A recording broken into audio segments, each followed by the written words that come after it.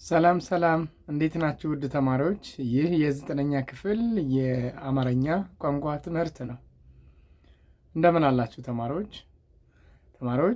በዛሬው ክፍለ ጊዜያችን ምዕራፍ 3 የመጀመሪያው ድምፅ ወምስል ወይም ቪዲዮ 1 ማለት ነው ማዕድን ማውጣት በሚል የምናይ ይሆናል ማለት ነው። እንግዲህ ጠቅላላ አድርገን ስናይ በዚህ ምዕራፍ ስር የተካተቱ ዋና ዋና ጽንሰ ሀሳቦችን እናያለን ማለት ነው። ከዛ በፊት እንግዲህ ተማሪዎች ባለፈው ክፍለ ጊዜያችን የተማማርነውን ለማስታወስ ያክል ቃላትን በሚመለከት አይተናል። እንዲሁም ጊዜን በሚመለከት አይተን ነበር ማለት ነው። ለምሳሌ ጊዜን በሚመለከት የአሁን ጊዜ፣ የኃላፊ ጊዜና የትንቢት ጊዜ በሚል አይተን ነበረ ያቆምነው ማለት ነው። እንግዲህ ወደ መጀመሪያው ሀሳብ ስንመጣ ወይም በዛሬው ርዕሳችን ላይ ያለው ማለት ነው ጥቅል የምዕራፍ ዓላማዎችን የምንመለከት ይሆናል ማለት ነው። አብራችሁኝ ቆዩ። የምዕራፉ ዓላማዎች ወይም ደግሞ እናንተ ይህንን ምዕራፍ ከጨረሳችሁ በኋላ የሚጠበቅባችሁ ዋና ዋና ሀሳቦች አዳምጣችሁ ጸሐፊው ሊያስተላለፍ የፈለገውን መልእክት ትገልጻላችሁ። አንብባችሁ በጽሁፍ ውስጥ ያሉ ተደራሲያንን ትለያላችሁ ማለት ነው። ለጽሁፍ ማጠቃለያ ትሰጣላችሁ።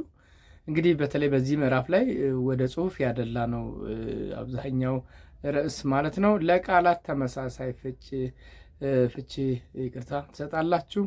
እንግዲህ ቃላት ተቃራኒ ሀሳብ ይኖራቸዋል ወይም ተቃራኒ ይኖራቸዋል፣ ተመሳሳይ ይኖራቸዋል። የነዛን ተመሳሳይ ፍቺ እናያለን። በመጨረሻም በጽሁፍ ውስጥ ስርዓተ ነጥብን እንዴት እንጠቀማለን፣ ስርዓተ ነጥቦች ምንድን ናቸው የሚሉትን አንኳር ጉዳዮች ትማራላችሁ ማለት ነው። ወደ መጀመሪያው ማዳመጥ ወይም ክፍል 1 እንሄዳለን። የማዕድን ማውጣት ቅድመ ማዳመጥ ጥያቄዎች አሉ። እንግዲህ ምንባብ አነብላችኋለሁ። ከዛ ምንባብ በመነሳት ጥያቄዎችን የምትመልሱ ይሆናል። ከዛ በፊት ግን ማዕድን ምንድን ነው? እናንተ እንግዲህ በተለያየ መንገድ ስለ ማዕድን መረጃ ይኖራችኋል። ማዕድን ማለት ምን ማለት ነው? ማዕድናት ምን ጥቅም የሚኖራቸው ይመስላችኋል? የማዕድናት ጥቅም ምንድን ነው? በእናንተ እይታ፣ በእናንተ መረዳት ልክ በሀገራችን ከሚገኙ የማዕድን አይነቶች ውስጥ የምታውቋቸውን ዘርዝሩ ይላል። እስኪ ዘርዝሩ የምታውቋቸውን ለደቂቃ ያክል እስኪ ዲስከስ አድርጉበት ወይም ተወያዩበት። የማዳመጥ ጊዜ ጥያቄዎች አሉ። በዓለማችን ላይ ማዕድናት የሚገኙት ከየት ነው? ከማዕድን መካከል የሰው ልጆች ልዩ ዋጋ ትርጉም የሚሰጡት ለየትኞቹ ነው? የሚሉትን እንግዲህ ጥያቄዎች የምትመልሱ ይሆናል። ከዚህ በታች ለቀረቡ ጥያቄዎች ያዳመጣችሁን ምንባብ መሰረት አድርጋችሁ በመወያየት በጽሁፍ ምላሽ ስጡ ነው የሚለው። በጽሁፍ ምላሽ ስጡ። በሀገራችን ማዕድናት ማምረት የተጀመረው መቼ ነው? በሀገራችን መቼ ነው? በሀገራችን ማዕድናት በምን መልኩ ይመረታሉ? እንግዲህ እነዚህና የመሳሰሉትን ጥያቄዎች እንሰራለን ማለት ነው። እስኪ ጥያቄውን አንድ ላይ ከመስራታችን በፊት ወደ ማዳመጥ ክህሎት እንሄዳለን ማለት ነው። ዝግጁ ናችሁ ለማዳመጥ ምንባቡን? አሁን በቀጥታ ምንባቡን አሰማችኋለሁ። እናንተ ደግሞ አዳምጣችሁ እዚህ ጋር የተጠየቁ ጥያቄዎችን የምትመልሱ ይሆናል ማለት ነው። መልካም ጊዜ ተመኘሁኝ። በድጋሚ የኢትዮጵያ ማዕድናት። በዓለም ላይ የተለያዩ ማዕድናት ይገኛሉ። ማዕድናት በጠጣር በፈሳሽና በጋዝ መልክ በመሬት ላይና ውስጥ በውሃ ውስጥ ስር ወይም በውሃ ውስጥ የመጨረሻው ወለል ላይ ማለት ነው። ከማዕድናት መካከል የሰው ልጆች ለጌጣጌጥ ማዕድናት ልዩ ዋጋና ትርጉም ይሰጣሉ። ከማዕድናት መካከል የሰው ልጆች ለጌጣጌጥና ማዕድናት ልዩ ዋጋና ትርጉም ይሰጣሉ። እንግዲህ ጥያቄዎችን በደንብ እያያችሁ በዚሁ እየመለሳችሁ ትሄዳላችሁ። የጌጣጌጥ ማዕድናት ተቆርጠውና ቅርጽ ወጥቶላቸው ለአንገትና ለጆሮ ጌጦች፣ ለቀለበትና ለሌሎች ጌጣጌጥ መስሪያነት የሚያገለግሉ ናቸው። ለክብር ማሳያነት የሚበረከቱ ስጦታዎች ሲሆኑ የዓለም ገበያ የሚመረቱ እጅግ ውብና ውድ የሆኑ ናቸው። የጌጣጌጥ ማዕድናት ቀለማቸው ቀልብን የሚስቡ ውስጣዊ ደስታን የሚፈጥሩ በመሆናቸው ተፈላጊነታቸው፣ ተወዳጅነታቸው ከፍ እንዲል አድርጓቸዋል። ደግሞአለው የጌጣጌጥ ማዕድናት ቀለማቸው ቀልብን የሚስቡ ውስጣቸው ደስታን የሚፈጥሩ በመሆናቸው ተፈላጊነታቸውና ተወዳጅነታቸው ከፍ እንዲል አድርጓቸዋል። ሰዎች ይጌጡባቸዋል፣ ይዋቡባቸዋል፣ ከፍተኛ ዋጋም ያወጡባቸዋል።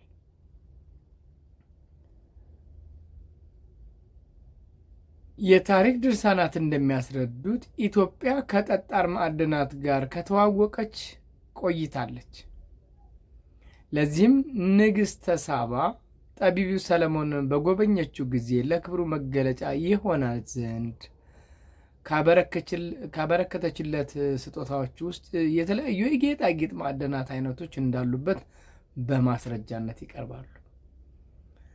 በተለይ እንደ ወርቅ፣ ታንታለም፣ ፕላቲኒየም፣ ማርብል እንዲሁም በርካታ የጌጣጌጥና የግንባታ ማዕድናትን ጨምሮ ሌሎች ጠጣር ማዕድናት ተፈጥሮ ለኢትዮጵያችን ያበረከተችላት ጸጋዎች ናቸው።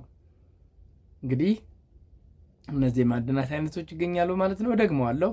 እንደ ወርቅ፣ ታንታለም፣ ፕላቲኒየም፣ ማርብል እንዲሁም በርካታ የጌጣጌጥና የግንባታ ማዕድናትን ጨምሮ ሌሎች ጠጣር ማዕድናት ተፈጥሮ ለኢትዮጵያችን ያበረከተችላት ጸጋዎች ናቸው ይላል።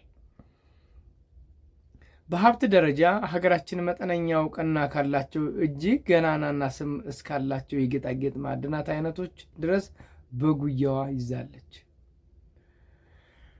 ከሀገራችን በተገኙ ገጸ በረከቶች የተለያዩ ጌጣጌጦች ተሰርተዋል። አዳዲስ ማዕድናት ብቅ እያሉ የብዙዎችን ሕይወት መቀየር ችለዋል። በርካታ ወጣቶችም ሀብት አፍርተዋል። ከዕለት ጉርስ እስከ ቋሚ ንብረት ድረስ ማፍራት ችለዋል። በሀገራችን ለብዙ ዓመታት የተለያዩ ማዕድናት ተመርተዋል።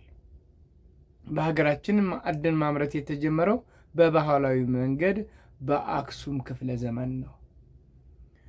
በተደራጀ መልኩ በኩባንያዎች፣ በጥቃቅንና አነስተኛ ማህበራት እና መንግስታዊ ድርጅቶች በቅርብ ጊዜ ቢሆንም ለሀገራችን ኢኮኖሚያዊ እድገት ቀላል የማይባል አስተዋጽኦ በማበርከት ላይ ይገኛል። በ1990ዎቹ መንግስት አምራቾችን በማደራጀት ህጋዊ ግብይት እንዲከተሉ በማድረጉ ዝቅተኛ የነበረውን ምርትና ግብይት በመጨመሩ ከቡና ቀጥሎ የውጭ ምንዛሬ ምንጭ በመሆን ከፍተኛ አስተዋጽኦ በማበርከት ላይ ይገኛል። ምንጭ ወይም ደግሞ የዚህ ጽሑፍ ምንጭ የኢትዮጵያ ማዕድን ሚኒስቴር ነው። ተማሪዎች ምንባቡን በሚገባ አዳመጣችሁ? መልካም። እስኪ እነዚህን ጥያቄዎች አብረን የምንሰራ ይሆናል ማለት ነው። ወይም እዚህ ጋር የተዘረዘሩት ካዳመጣችሁ በኋላ እንደነገርኳቸው የምትመልሷቸው ናቸው። ምን ያክል ማዳመጥ እንችላለን? ምን ያክል አዳምጠን መረጃዎችን መመለስ እንችላለን ነው ትልቁ ዓላማ የዚህ ምዕራፍ ማለት ነው። ወይም የተለያዩ ምዕራፎች ሲኖሩ ማዳመጥ ክህሎትን ማዳበር ነው ትልቁ ዓላማ። ስለዚህ እስኪ ጥያቄዎችን አንድ ላይ እንስራ። መልካም እንግዲህ ተማሪዎች አንድ ላይ ጥያቄዎችን እንሰራለን። እንዳልኳችሁ በሀገራችን ማዕድናት ማምረት የተጀመረው መቼ ነው ይላል። ምንባቡ ላይ እንግዲህ እንዳዳመጣችሁ መቼ ነው የተጀመረው? መረጃዎች እንደሚያሳዩት በአክሱም ዘመነ መንግስት ነው ማለት ነው። እንግዲህ ማምረት የተጀመረው በሀገራችን ማዕድናት በምን መልኩ ይመረታሉ? በብዛት በጌጣጌጥነት በባህላዊ መንገድ ይመረቱ ነበር። አሁን ደግሞ ዘመናዊ በሆነ መንገድ ያው የሚመረቱ አሉ። የሆነ ሆኖ ለጌጣጌጥነት በብዛት ይመረታሉ እንደ ምንባቡ ማለት ነው። በኢትዮጵያ ከሚገኙት የተፈጥሮ ማዕድናት ውስጥ የተወሰኑትን ጥቀሱ ይላል። ለምሳሌ ወርቅን መጥቀስ ትችላላችሁ። ማርብል፣ ታንታለም የመሳሰሉት የጌጣጌጥ ማዕድናት ተፈላጊነታቸውና ተወዳጅነታቸው ከፍ እንዲል ያደረገው ምንድን ነው? አንደኛ የዋጋ ጭማሪያቸው አለ አይደለ? ሁለተኛ ሰው ደግሞ ገዝቷቸው እንደ ውድ እንደ ክብር መገለጫ ነው የሚያቸው እና በዋናነት ሁለት ነገሮች ተጠቅሰዋል። ቀልብን የሚስቡ እና ደስታን የሚፈጥሩ ናቸው። ቀልብን ይስባሉ፣ በጣም አብረቅራቂ ናቸው፣ የተለያየ ቅርጽ አላቸው፣ ምንድነው እይታ አላቸው እና ቀልብን ይስባሉ። ሌላው ደግሞ ደስታን ስለሚፈጥሩ ይላል ምንባባችሁ ላይ ማለት ነው። ኢትዮጵያ ከጠጣር ማዕድናት ጋር ከተዋወቀች ረጅም ዘመን ያስቆጠረች ለመሆኑ ማስረጃነት የሚጠቀሰው ምንድን ነው የሚለውን እንግዲህ ንግስት ሳባ ለሰለሞን ስጦታ ስታቀርብ ነው። ያኔ ነው እንደ ማስረጃነት የሚጠቀሰው። መጽሐፋችሁን መሰረት አድርገን ስንመልስ ማለት ነው። እንግዲህ ተማሪዎች ጥሩ እንዳዳመጣችሁ ጥሩ እንደሰራችሁም በማመን ወደ ቀጣዩ አለፍኩኝ። ክፍል 2 መናገር። ከዚህ በታች በቀረቡት ሀሳቦች ላይ በቡድን ከተወያያችሁ በኋላ የቡድናችሁን ሀሳብ በቅደም ተከተል በማደራጀት ለክፍል ጓደኞቻችሁ ቃላዊ የዘገባ አቀራረብ መንገድ በመጠቀም አቅርቡ ይላል። የማዕድን አይነቶችና መገኛ ቦታቸው፣ የማዕድን አይነቶችና ጠቀሜታቸው፣ በባህላዊና ዘመናዊ የማዕድን አወጣት ሂደት ላይ የሚስተዋሉ ልዩነቶች በሚል ነው። ለክፍል ጓደኞቻችሁ ቃላዊ ዘገባ ነው የምታቀርቡት። እነዚህን እንግዲህ የተለማመዷቸው። ቀጣይ ደግሞ የንባብ ጊዜ ይኖረናል ማለት ነው። ከምንባባችሁ ላይ በቀጥታ ከመጻፋችሁ ላይ ሁለተኛው ምንባባችን ይሆናል። የማዕድናት አይነቶች እና ጠቀሜታ በኢትዮጵያ የሚል ርዕስ ይሆናል ማለት ነው። እንግዲህ ዝግጁ ናችሁ ይህንን አንድ ላይ ለማንበብ? ከዚህ በታች በቀረቡ ጥያቄዎች ላይ በቡድን ከተወያያችሁ በኋላ የጋራ ምላሻችሁን ለክፍል ጓደኞቻችሁ አቅርቡ ነው የሚለው። ማዕድናት ለአንድ ሀገር ከሚሰጧቸው ጥቅሞች የምታውቋቸውን ዘርዝሩ። እንግዲህ እንዲህ አይነት ተያያዥ ጥያቄዎች አሉ። የማዕድናት አይነቶችና ጠቀሜታ በኢትዮጵያ። ይህ እንግዲህ የምንባባችን ርዕስ ነው በቀጥታ የሚሆነው ማለት ነው። አንድ ላይ እናነባለን። መልካም። እንግዲህ ምንባቡን ከማየታችን በፊት እዚህ ጋር የቀረቡትን ጥያቄዎች ቀድመን አይተናል። ከዚህ ቀጥሎ ደግሞ የሚመጡ ምንባብ ተኮር ጥያቄዎች ይኖራሉ ማለት ነው። አንድ ላይ እንሰራለን። የማዕድናት አይነቶችና ጠቀሜታ በኢትዮጵያ። እንግዲህ ኢትዮጵያ በተለያዩ የሀገሪቱ ክፍሎች በርካታ የማዕድን አይነቶች አሏት። በሀገሪቱ ከሚገኙት የማዕድናት አይነቶች ውስጥ አንዱ ደግሞ ወርቅ ነው ማለት ነው። እዚህ ጋር ማየት እንደምትችሉት ወርቅ ከከበሩ ማዕድናት አንዱ ነው። በጣም የሚስብ ቀለም፣ ዝገትን የመቋቋም እና ብዙ ልዩ ባህሪዎቹ ምክንያት በሰዎች ዘንድ በጣም የተከበረ ነው። ዝገትን መቋቋም ማለት ምንድን ነው? ይሄ ረስት የምንለው በእንግሊዝኛው ማለት ነው። አይዝግም ወይም አይበላሽም ማለት ነው። ወይም ቀለሙን አይቀይርም ማለት ነው። እና ብዙ ልዩ ባህሪዎቹ እንዲከበር አድርገውታል። አነስተኛ የወርቅ መጠን በሁሉም ቦታ ይገኛል። ይሁን እንጂ ከፍተኛ የወርቅ ክምችት በብዛት የሚገኘው በኦሮሚያ፣ በትግራይ፣ በጋምቤላ፣ በቤኒሻንጉል እና በሌሎቹ አካባቢዎች ነው። ግን መጠኑ ቢያንስም በሁሉም አካባቢዎች በሚባል ደረጃ በኢትዮጵያ እንደሚገኝ ያሳያል። እንግዲህ ወርቅ ያው ብዙዎቻችሁ የምታውቁት ነው። የወርቅን ቀለም ያው ኢቨን በቀለም መለያችን ሁሉ ወርቃማ ብለን ነው አይደል የምንለው። ስለዚህ ይህን ይመስላል ማለት ነው። በሁለተኛ ደረጃ ይሄ ወርቅ የሚለው እንግዲህ ይህን ስዕሉን ለማሳየት የመጣ ነው። በዚህ ኦፓል ብርሃንን የመሳብና የማንጸባረቅ ባህሪ የሰውን ዓይን መማረክ ብቻ ሳይሆን ቀልብንም በመሳብ የመጫጨን ስሜትን አስወግዶ ዘና የማለት ስሜትንና ውስጣዊ ኃይልን የሚያበረታታ ልዩ ማዕድን ነው።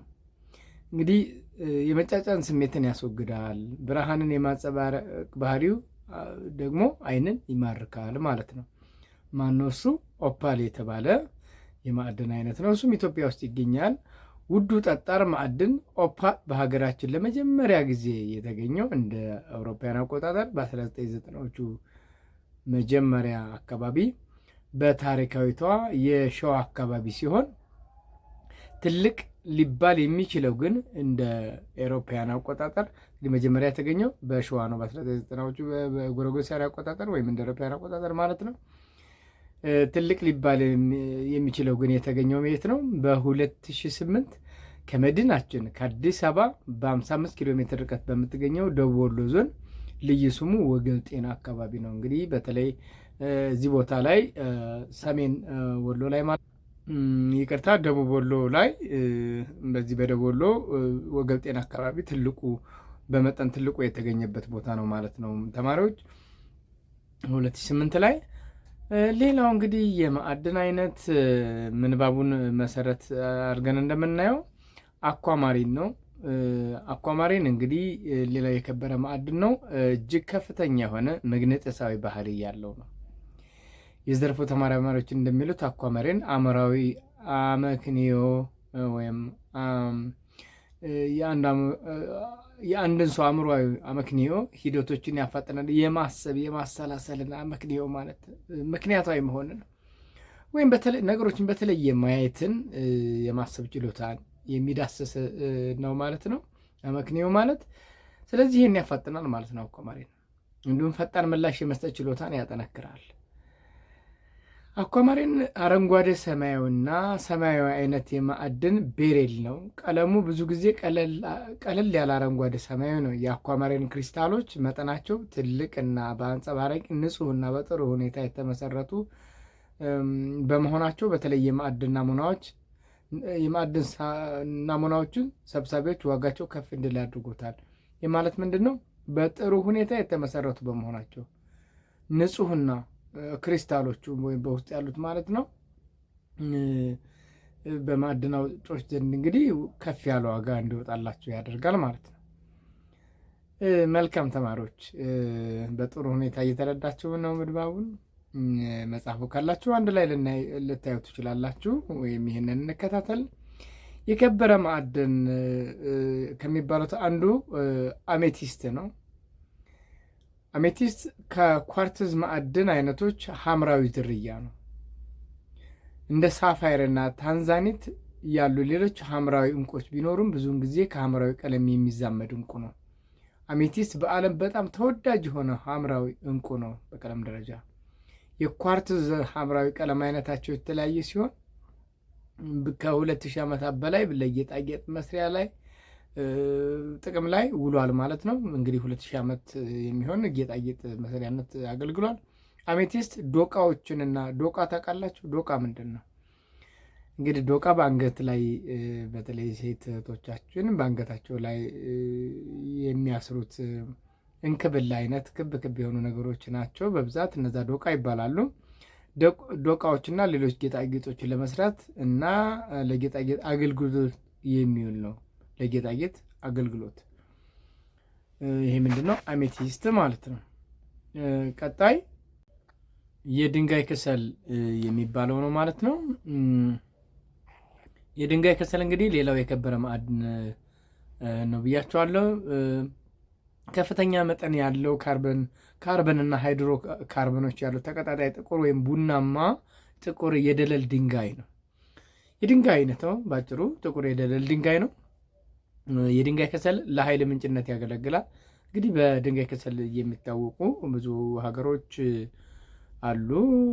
ለምሳሌ እንደ ራሻ የመሳሰሉ በብዛት የድንጋይ ከሰል ያለባቸው ሀገሮች አሉ። እንዲሁም እንደ ሰሜን ኮሪያ የመሳሰሉት። በአፍሪካም በብዙ ሀገራት የድንጋይ ከሰል ይገኛል ማለት ነው። እንደ ተጨማሪ በሙቀት አማካኝነት የእጽዋት ክምችት ወደ ከሰል እንዲለወጥ አድርገውታል። የድንጋይ ከሰል ከኃይል ምንጭነት በተጨማሪ ለሲሚንቶ፣ ለብረታ ብረት፣ ለጨርቃጨርቅ ፋብሪካ ግብአትነት ያገለግላል ማለት ነው። እንግዲህ ኢትዮጵያም ውስጥ በብዛት በተለይ በደቡቡ የሀገራችን አቅጣጫ የድንጋይ ከሰል ክምችት አለ። እንግዲህ የንባብ ጥያቄዎች አሉን። እንደ አውሮፓውያን አቆጣጠር በ2008 የኦፓል ምርት በየትኛው የሀገራችን ክፍል ተገኘ ይላል። እዚህ ጋ እንደምታዩት በ2008 ነው የሚለው። ምንባቡን በደንብ እያነበባችሁት ከሆነ አንድ ላይ በ2008 የኦፓል ምርት በየትኛው የሀገራችን ክፍል ይገኛል። በቀጥታ ወደኋላ ሄዳችሁ ማየት ትችላላችሁ። እዚህ ጋ ኦፓል 2008 ይሄው። አንዳንድ ጥያቄዎች በቀጥታ ምንባብ ላይ ሄዳችሁ መመለስ ትችላላችሁ። ለማንኛውም በወገል ጤና አካባቢ በሰሜን በደቡብ ወሎ ዞን ነው ማለት ነው የተገኘው። ሌላው ከ2000 ዓመታት በላይ ለጌጣጌጥ መስሪያነት የዋለው ማዕድን ምን በመባል ይጠራል? ከ2000 ዓመታት በላይ ለጌጣጌጥነት መስሪያነት ጥቅም ላይ ውሏል። ማን ነው ማለት ነው? ይሄ የኳርትዝ ሐምራዊ ቀለም አይነታቸው የተለያየ ሲሆን ባጭሩ ኳርትዝ ነው። እነዚህ በአሜቲስት ከሚባሉት የኳርትዝ ዘር ነው ማለት ነው። እንግዲህ ይሄ አሜቲስት የኳርትዝ አይነት ነው። ኳርትዝ እንግዲህ ብዙ ጊዜ ቤት ስንሰራ በተለይ ፊኒሽንግ ላይ የምንጠቀምበት ነው። የተለያዩ እንትኖች አሉት፣ በእርግጥ ጥቅሞች አሉት። እሱ ነው ማለት ነው መልሱ። ለሲሚንቶ፣ ለብረታ ብረትና ለጨርቃጨርቅ ፋብሪካዎች እንደ ግብአትነት ይውላል ይላል። ማን ነው? የድንጋይ ከሰል። እዚሁ ጋር መጨረሻ ላይ የምታዩት እዚህኛው ጋር እሱ ነው ማለት ነው። በጥሞና የተከታተላችሁ ከሆነ ኳርትዝ የተሰኘው ሌላው የከበረ ማዕድን ነው። ኳርትዝ እንግዲህ አሜቲስት ቅድም እንዳየነው የኳርትዝ አይነት ነው። ኳርትዝ በምድረ ገጽ ላይ እጅግ የበዛና በስፋት የሚገኝ ማዕድን ነው። በሁሉም የዓለም ክፍሎች የሚገኝና የተትረፈረፈ ነው። ኳርትዝ በእሳተ ገሞራ አማካኝነት በደቃቅ አለቶች ውስጥ በብዛት ይገኛል ይላል። በብዛት በተራራ ጫፎች፣ በባህር ዳርቻ፣ በወንዝ፣ በበረሃ፣ በአሸዋ በብዛት ይገኛል። ኳርትዝ የብርጭቆ ወረቀት፣ ብርጭቆ፣ ኮምፒውተር እቃዎችና ጌጣጌጦች መስሪያነት ያገለግላል ማለት ነው፣ ወይም ይጠቅማል ማለት ነው። ሌላው እንግዲህ የማዕድን አይነት ሩቢ ነው። አንዱ የማዕድን አይነት ነው። የሩቢ ማዕድን ከኮራደም የማዕድን አይነቶች አንዱ ነው። ሩቢ በጣም ታዋቂ ከሆኑ የከበሩ ማዕድናት ተጠቃሾቹ ሲሆን ጌጣጌጥ አብዛኛዎቹ ያው እንግዲህ ጌጣጌጥ ለመስራት ያገለግላሉ። በስፋት እንግዲህ እዚህ ላይ ይውላል ማለት ነው። ሩቢ የእጅ አምባር፣ የአንገት ጌጥ፣ ቀለበት፣ የጆሮ ጌጥ፣ ሌሎችንም የጌጣጌጥ አይነቶች ለመስራት ይጠቅማል ማለት ነው። በዓለም ላይ ውድ ከሚባሉት ድንጋዮች ውስጥ ሩቢ አንዱ ሲሆን ከሐምራዊ እስከ ደም የሚመስል ቀይ ቀለም ያለው የከበረ ድንጋይ ነው። ቀይ ዕንቁ በማለትም ይጠሩታል። ማንን? ሩቢን።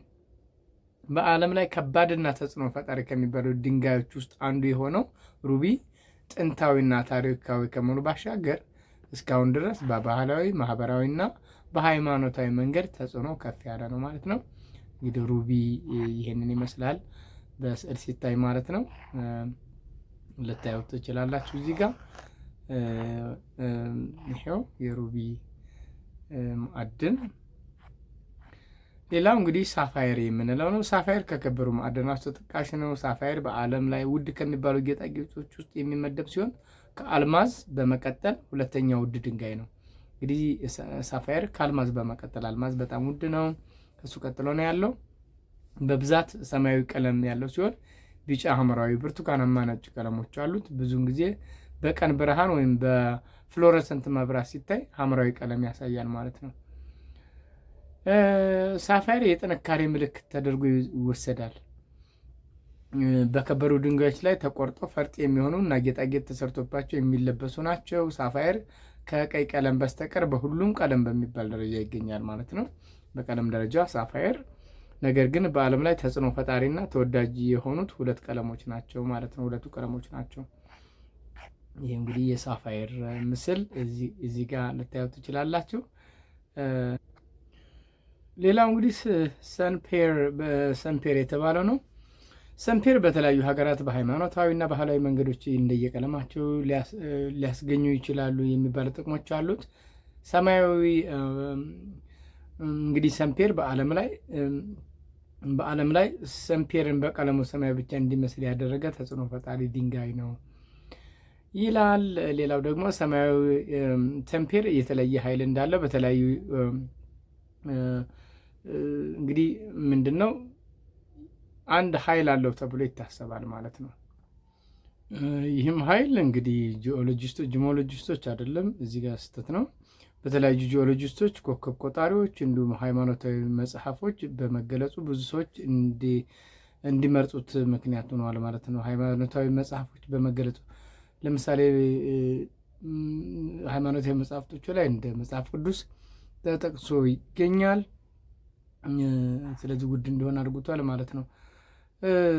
መንፈሳዊና አእምሯዊ ጥንካሬን ይጨምራል። የአመራር ብቃትን የላቀ ያደርጋል።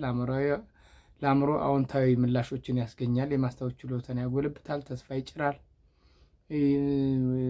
ወይም ይጨምራል።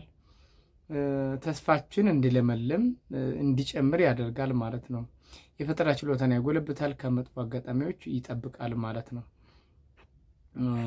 እንግዲህ እነዚህ ምንድነው የሰንፔር ጥቅሞች ናቸው ማለት ነው። እንግዲህ ቀጣዩ ደግሞ ከማዕበልና ከጎርፍ አደጋ እንዲሁም ከሰው ሰራሽ አደጋዎች ጥቃቶች ይከላከላል ብለው ያምናሉ የተለያዩ አማኞች ማለት ነው። ሌላው በዓለም ላይ ተወዳጅና ተጽዕኖ ፈጣሪ የሰንፔር አይነት ቢጫ ሰንፔር ነው። ቢጫ ሰንፔር በብዛት የማይገኝ የሰንፔር አይነት ሲሆን እንደ ሰማያዊ ሁሉ የተለያዩ ጥቅሞች ስላሉት አስፈላጊ ነው። ቢጫ ሰንፔር በተለይ ለምግብ እንሽርሽርና የሆድ የውስጥ ሰላም ያመጣል ተብሎ ይታመናል ማለት ነው። አእምሯችን ትኩረት ይጨምራል። ለአእምሯችን ትኩረት ይጨምራል። በውስጣችን የሚመላለሱ መጥፎ ነገሮችን ያጠፋል። በአእምሯችን የሚተላለፉ መጥፎ ነገሮችን ተብሎም ይገመታል ማለት ነው። እንደ አማኞቹ ቢጫ ሰንፔር በጣም ብዙ ያልተዘረዘሩ ጥቅሞች አሉት። ምክንያቱም ስለ ሰንፔር አንድ ራሱን የቻለ መጽሐፍ ያስፈልገዋል ማለት ነው። እንግዲህ ሰንፔር ምን ያክል ውድ ማዕድን እንደሆነ እንዲሁም በተለያዩ የእምነት እሳቢዎችም ከፍተኛ ስለሚያደርገው ማለት ነው። ሌላው ኤመራልድ ነው። ኤመራልድ ሌላው የከበረ ማዕድን ሲሆን የተለያዩ ስያሜዎች ነበሩት። ማዕድኑ በቀደሙ ጊዜያት በተለያዩ ሃይማኖቶች ልዩ ክብር ይሰጠው ነበር። በግብፅ የእውነተኛ ሕይወት ምልክት ተደርጎ ይወሰድ ነበር። ኤመራልድ የነገስታት የግብር መገለጫ መዋቢያም እንደሆነ ይታሰባል። ይህ የከበረ ማዕድን የፈጣሪ ስጦታ እንደሆነ ይታመናል ማለት ነው። ማን? ኤመራልድ የእውነተኛ ፍቅር መገለጫ ተደርጎም ይወሰዳል። ኤመራልድ የተለያዩ ትርጉሞችና ጥቅሞች አሉት። የወደፊት ተስፋ፣ የእድገት ምልክት ተደርጎ ይወሰዳል ማለት ነው። የስነ ልቦና ባለሙያዎች ልብን በሐሴት የሚሞላ ውስጣዊ የተነቃቃ ስሜትን የሚፈጠር ልዩ ማዕድን ይሉታል። የስነ ልቦና ባለሙያዎች ወይም ሳይኮሎጂስቶች እንደማለት ነው። በራስ መተማመንን የሚፈጠር የማሰብ አድማስን የሚያሰፋና ጥበበኛ ለመሆንም የሚጠቅም እንደሆነ ይገልጻሉ። ማን? ኤመራልድ የመረዳት ችሎታ የሚጨምር ነው የሚሉትም አሉ ይላል። እንግዲህ ኤመራልድ ይህን ይመስላል። እንደምታዩት ብዙ የተባላለት ኤመራልድ ይህን ይመስላል ማለት ነው። በዓለም ላይ የከበሩ ማዕድናት ከሚባሉት ከዲያመንድ ከሩቢና ከሳፋየር መካከል አንዱ ነው። ኤመራልድ አረንጓዴ ቀለም ያለው ሲሆን ሰማያዊ አረንጓዴ ወይም ቢጫ አረንጓዴ ሆኖ ይገኛል። በሁሉም ቦታ የሚገኝ በተወሰኑ ቦታዎች የሚገኝ ነው። ኤሜራልድ በዓለም ላይ በኮሎምቢያ፣ በዛምቢያ፣ በብራዚል፣ በዚምባብዌ ሀገሮች ይገኛል ማለት ነው። ሀገራችን የኤሜራልድ ማዕድን ባለቤት ነች። ስለዚህ ኤሜራልድ በሀገራችንም ይገኛል ማለት ነው። በኢትዮጵያ የኤሜራልድ ማዕድን የታወቀ በባህላዊ አምራቾች በ2008 ዓመተ ምህረት መጨረሻ ነው ማለት ነው። ባህላዊ አምራቾች እንግዲህ የተለያየ ቦታ ስለሚሞክሩ በዛ ነው የታወቀው ማለት ነው። ማዕድኑ በስፋት የተገኘው በኦሮሚያ ክልል በጉጂ ዞን ሰባቡሩ ወረዳ ነው። ኤሜራልድ በሌሎች ቦታዎችም ይገኛል ማለት ነው። እንግዲህ እዚህ ጋር በይፋ የተገኘበት ቦታ ነው። በሌሎችም እንደሚገኝ እንደምታዩት መጽሐፋችሁ ያትታል ማለት ነው። ሌላው ታንታለም ነው። እንግዲህ መጽሐፋችሁ ላይ እንደተጠቀሰው የታንታለም ማዕድን ሲሆን በቀደሙ ጊዜያት ታንታለም እየተባለ ታንታሊየም እየተባለ ይጠራ ነበር። አሁን ታንታለም ነው። የኛው ታንታሊየም ድሮ ስያሜው ታንታለስ ከሚለው የግሪክ ቃል የመጣ ነው። ጠንካራና ሰማያዊ ግራጫ ቀለም ያለው ከብረት ምድብ የሚመደብ ሲሆን በቅይጥ መልክም ይገኛል ይላል። መልካም ተማሪዎች፣ ለኤሌክትሮኒክስ መሳሪያዎች ከፍተኛ ጠቀሜታ አለው። ለሞባይል ስልክ፣ ለዲቪዲ ማጫወቻ፣ ለኮምፒውተሮች ይጠቅማል። እንግዲህ ታንታለም በኢትዮጵያ ውስጥም ይኖራል። ለቴሌቪዥን ድምፅ ጥራት መጨመር ቁልፍ ሚና የሚጫወተው የታንታለም ማዕድን ነው። ስለዚህ ብዙዎቻችን በቤታችን በአካባቢያችን የምንጠቀምባቸው ነገሮች በብዛት ምን አላቸው ማለት ነው? የማዕድን አስተዋጽኦ አለባቸው ማለት ነው። ለሕክምና መሳሪያቸው ያለ ጠቀሜታም ከፍተኛ ነው። እንግዲህ ማዕድናትን በሚመለከት የቀረበው ምንባብ ይህን ይመስል ነበር። ከሁሉም በላይ ግን ስለ ማዕድናት ጥሩ ጥሩ ሀሳቦችን መረጃዎችን አግኝታችኋል አይደለም? አንዱ ሀሳብ በሀሳብ እዚህ ጋር በማስፋት ነገሮችን የመረዳት አቅማችን እንዲጨምር ምንባብ ስናነብ በዛ መንገድ መሆን አለበት። እንግዲህ ይሄ ሁሉ ምንጭ የተወሰደው የኢትዮጵያ ማዕድን ሚኒስቴር ነው ማለት ነው የጽሁፉ ምንጭ። በቀጣይ ወደ ጥያቄዎቹ እናመራለን። ከዚህ በታች ለቀረቡት ጥያቄዎች በምንባቡ መሰረት በቃል ምላሽ ስጡ ይላል። በቃል ነው ምላሽ የምንሰጠው። መልካም ጥያቄዎችን እንግዲህ ለመስራት ያክል በኢትዮጵያ ከሚገኙት የማዕድን አይነቶች ውስጥ ሶስቱን ጥቀሱ የሚል አለ። እንግዲህ ቅድምም አይተናል በማዳመጥ ላይ ማለት ነው። ስለዚህ አንዱና የመጀመሪያው ወርቅ ነው። ሌላው ደግሞ እንደ ምሳሌ ኤምራልድ ማየት እንችላለን። ኦፓል መዘርዘር ትችላላችሁ። ዝገትን የመቋቋምና በሰዎች ዘንድ በጣም የተከበረው የማዕድን አይነት የትኛው ነው ይላል። ወርቅ ነው አይደለ? መጀመሪያ ምንባቡ ላይ እንዳየ ነው ወርቅ ነው። ኦፓል የተባለው ማዕድን በሀገራችን ለመጀመሪያ ጊዜ የተገኘው መቼና የት ነው? በታሪካዊቷ ሸዋ በ1990 ይላል አይደለ? ሁለተኛ ደግሞ የተገኘ ደቡብ ወሎ ውስጥ ወገል ጤና በምትባል አካባቢ እንደተገኘ ያሳያል ማለት ነው። ያ ማለት በትልቅነት እዛ ተገኝተዋል ማለት ነው። መቼና የት የሚለው በዚህ መልሰናል። ወደ ቀጣዩ የማዕድን ናሙና ሰብሳቢዎች ዋጋው ከፍ እንዲል ያደርጉታል የተባለው ማዕድን የትኛው ነው? የማዕድን ሰብሳቢዎች ናቸው እንግዲህ ዋጋው ከፍ እንዲል ያደረጉት። አኳማሪን ነው አይደለ? አኳማሪን ነው በምንባቡ መሰረት ተማሪዎች በጂኦሎጂስቶች ጥናት መሰረት ሰምፔር የተባለው እንግዲህ ሰምፔር ያው ቅድም እንደነገርኳቸው አንዱ የማዕድን አይነት ነው። ስለዚህ ሰምፔር የተባለው ማዕድን ለሰዎች ሊያስገኝ ይችላል ከተባሉ ጥቅሞች ውስጥ ቢያንስ ሶስቱን ግለጹ። እንግዲህ እንደምንባባችሁ ከሆነ ግልጸኝነትን አይደለ ያመለክታል። የአመራር ብቃትንም እንደሚያመለክት፣ መንፈስን እንደሚያድስ አጠቃላይ እነዚህ ጥናቶች ያሳያሉ ማለት ነው። ሁለተኛው እንግዲህ ለሚከተሉ ጥያቄዎች በምንባቡ መሰረት ከተሰጡት አማራጮች ውስጥ ትክክለኛው መልስ የያዘውን ፊደል በመምረጥ መልሱ ይላል። ስለዚህ አብረን እናያለን ማለት ነው። ዝግጁ ናችሁ አንድ ላይ ለመስራት? መልካም። ዶቃዎችንና ሌሎች ጌጣጌጦችን ለመስራት የሚውለው የከበረ ማዕድን ምን ይባላል? ዶቃዎችን ቅድም አይተናል፣ ዶቃ ምን እንደሆነ። እነሱን ለመስራት የሚያገለግለው የማዕድን አይነት ምንድን ነው የሚለው እንግዲህ በምንባባችሁ መሰረት አድርገን ነው የምንመልሰው ተማሪዎች። ስለዚህ በምንባቡ መሰረት ለዚህ ተግባር የሚያገለግለው አሜቲስት የተባለው የከበረ ማዕድን አይነት ነው። የስነ ልቦና ባለሙያዎች ኤመራልድ የተባለው ማዕድን ልብን በሐሴት የሚሞላ እንደሆነ ይገልጻሉ። ይህ ሀሳብ ምንን ያመለክታል? እንግዲህ ገለጻን ማየት ነው። የእናንተን የመረዳት አቅም መጠየቅ ነው ዋናው ዓላማው። የልብን ሐሴት ማለት ምንድን ነው? የውስጥ ደስታን ይፈጥራል። የሰዎችን ሞራል ያነቃቃል። ሆድ እንዲሞላ ያደርጋል። የሰዎችን ውስጣዊ ስሜት ያንጸባርቃል። ልብን በሐሴት ሲባል የውስጥ ደስታን ይፈጥራል እንደማለት ነው። ሶስተኛ በምንባቡ መሰረት ማዕድናት ከሚሰጡት ጥቅም ውስጥ ያልሆነው የትኛው ነው ይላል። ጌጣጌጥ ለመስሪያነት፣ ምቹ አካባቢን መፍጠሪያነት፣ ፈጣን ምላሽ መስጠት፣ የምግብን ሽርሽሪት ማምጣት። ስለዚህ ለነው ምንባቡን መሰረት አድርገን ለነው መልሳችን የሚሆነው ተማሪዎች። አራተኛ ለኃይል ምንጭነት የሚያገለግለው የማዕድን አይነት የትኛው ነው? ጥያቄ ቁጥር 4 እንግዲህ ኤሜቲስት፣ ሩቢ፣ የድንጋይ ከሰል፣ ኳርትዝ ለኃይል ምንጭ የድንጋይ ከሰል ነው ብለናል አይደለ? ስለዚህ መልሱ እሱ ይሆናል ማለት ነው ተማሪዎች። ጥያቄ ቁጥር 5 በባህላዊና ሃይማኖታዊ ተጽዕኖ ከፍ ያለው የከበረ ማዕድን የትኛው ነው? ታንታለም፣ ኤመራልድ፣ ወርቅ፣ ሩቢ ይላል። በጥያቄው መሰረት እንግዲህ ሩቢ ነው ባለው መረጃ።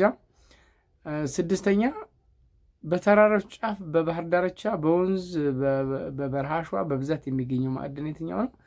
እንግዲህ ቅድም ኳርትዝ ብለናል አይደለ? ትክክለኛው መልስ ኳርትዝ ነው ማለት ነው የሚሆነው።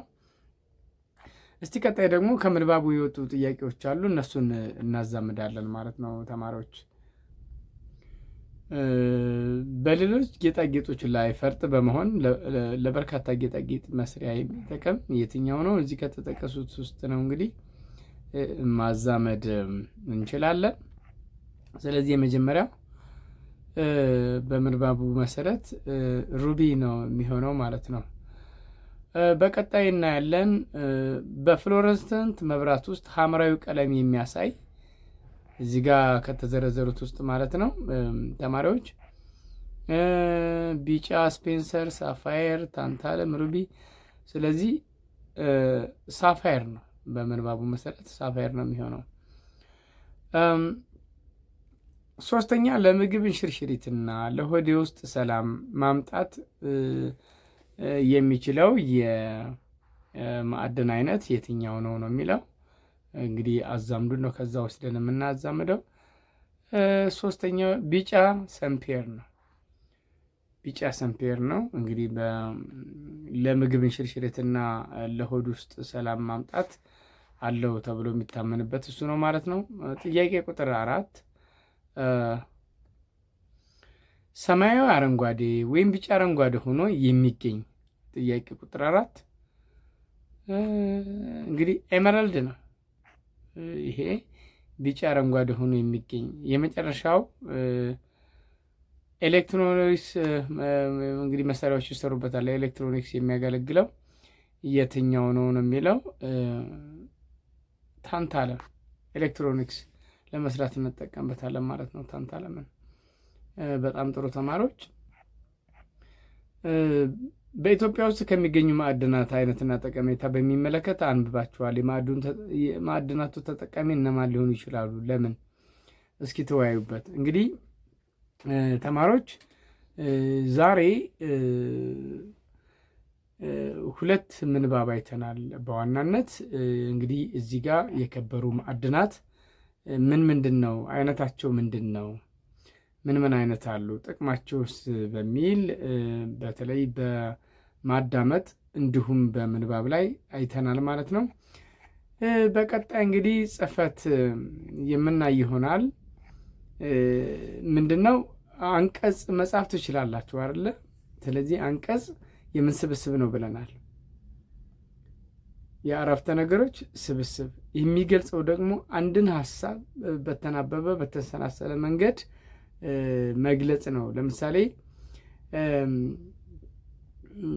ለሰው ልጅ አዛኝ መሆን እጅግ በጣም መልካም ነው ብንል በምን መንደርደሪያ አረፍተ ነገሩን መሰረት በማድረግ ምንድነው መዘርዝር አረፍተ ነገሮች ወይም ሰፖርቲንግ ዲቴይልስ የምንላቸው በእንግሊዝኛው እነሱ ሊኖሩ ይገባል ማለት ነው። በአጠቃላይ ግን አንድን ርዕስ ስጽፉ ወይም አንድን አንቀጽ ስጽፉ ምንድነው ማድረግ ያለባችሁ? የመጀመሪያው ርዕስ መምረጥ። እንደውም እዚህ ጋር ልጻፍላችሁ። አንቀጽ በምንጽፍ ጊዜ ምንድነው ማድረግ ያለብን ተማሪዎች? በመጀመሪያ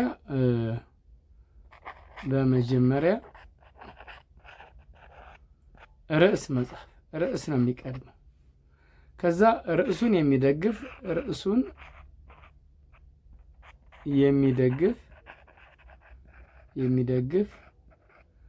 መሪ አረፍተ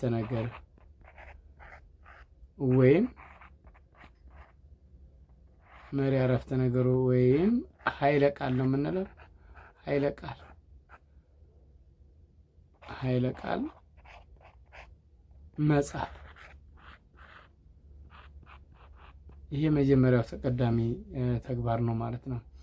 ሌላው ደግሞ አንቀጽን በምንጽፍበት ጊዜ በመጀመሪያ ርዕስ፣ ከዛ በኋላ ደግሞ አንደኛ፣ ይችን አንደኛ እንበላት እዚች ጋር አንደኛ ርዕሱን የሚደግፍ መሪ አረፍተ ነገር፣ ይሄ ሁለተኛው ነው።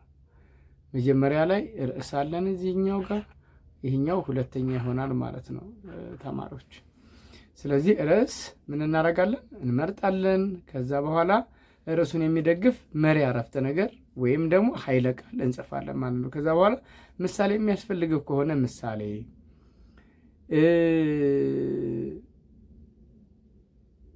ከምሳሌ ባሻገር ደግሞ ማብራሪያ የሚሰጥ ከሆነ ማለት መሪ አረፍተ ነገራችን እሱ ደግፎ የሚሄድ ከሆነ በሱ መንገድ መጻፍ አለብን ማለት ነው። ስለዚህ ከዚህ በታች ከቀረቡት ርዕሶች አንዱ በመምረጥ አንቀጽ ጻፉ ይላል። አንቀጽ ምንድነው ብለናል? አንቀጽ የምን ስብስብ ነው ብለናል? የአረፍተን ነገር። ስለዚህ በዚህ መንገድ እንግዲህ የማዕድን ጥቅም፣ የትምህርት አስፈላጊነት፣ ተግቶ ማጥናት የመሳሰሉትን ወስዳችሁ እናንተም የራሳችሁን አንቀጽ ልትጽፉ ትችላላችሁ ማለት ነው። መጻፍ ይቻላል። እንግዲህ ለዛሬው ሁለት ምንባብ አይተናል፣ ማዳመጥና ማንበብ ከመጻፋችሁ። በቀጣይ ስንገናኝ በቀጣይ ቪዲዮ ማለት ነው ስርዓተ ነጥቦችን፣ ለመሆኑ ስርዓተ ነጥቦች ምንድን ነው ጥቅማቸው፣ እነማን ናቸው ስርዓተ ነጥቦች የሚሉትን የምንመለከት ነው የሚሆነው። እናንተ ግን በመዘጋጀት አጠቃላይ ስርዓተ ነጥቦች ምን ምን ናቸው፣ አይነታቸው፣ በመጀመሪያ ጥቅማቸውስ የሚለውን ነገር በደንብ አንብባችሁ በቀጣዩ ቪዲዮ የምንገናኝ ይሆናል ማለት ነው። ተማሪዎች እንግዲህ የዛሬውን ክፍለ ጊዜ በዚህ ላይ እንጨርሳለን። እስከሚቀጥለው ክፍለ ጊዜ ድረስ ደህና ሁኑ ተማሪዎች።